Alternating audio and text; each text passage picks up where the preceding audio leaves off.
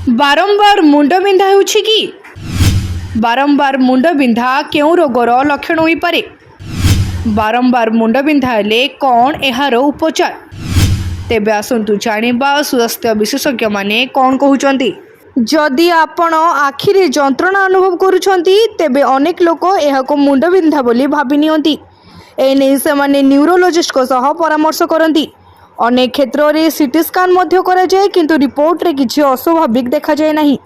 Doctor माने कहती जे आखिरे जंत्रणा हेउतिले दुर्बल दृष्टिशक्ति ठारू आरंभ करी माइग्रेन पर्यंत जेकोसी जिनसर लक्षण होई पारे। एही समस्या अनुभव करुवा जेकोसी व्यक्ति डाक्तर सहित परामर्श करने उचित।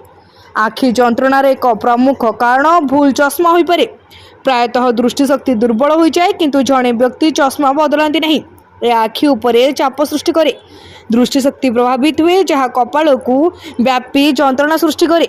यह मुंडरे भारी अनुभव जंत्रणा किछि क्षेत्र में दृष्टि को झापसा मध्य करि पारे। जदि आपण एही लक्षण गुड़िक अनुभव करती तेबे बुझंतु जे यह दृष्टिशक्ति दुर्बल हेबार एक लक्षण। डाक्तर अनुसार जदि मुंडबिंधा केवल आखि और कपाल सीमित रहे यह क्वचित मस्तिष्क संबंधी समस्या को सूचाई थाए।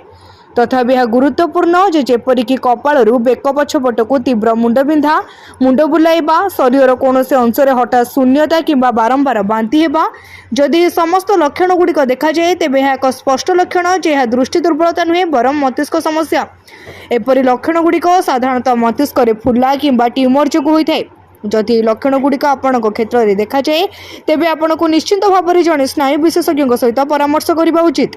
जदि आपण दृष्टिशक्ति ह्रास होता है तेबे एपरि मुंडबिंधा स्नायु विशेषज्ञ पाखु जातु नहीं। एही क्षेत्र में चक्षु डाक्तर सहित परामर्श करंतु। से आपण आखि परीक्षा करेंगे। जदि दृष्टिशक्ति ह्रास पाई किंबा अन्य कौन आखि समस्या अच्छे तेबे सेमाने सही अनुसार चिकित्सा करेंगे।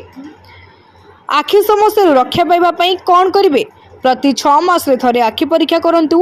कम स्क्रीन समय व्यवहार करंतु।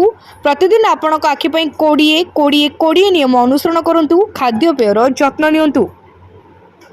ब्यूरो रिपोर्ट तीर्थक्षेत्र लाइव।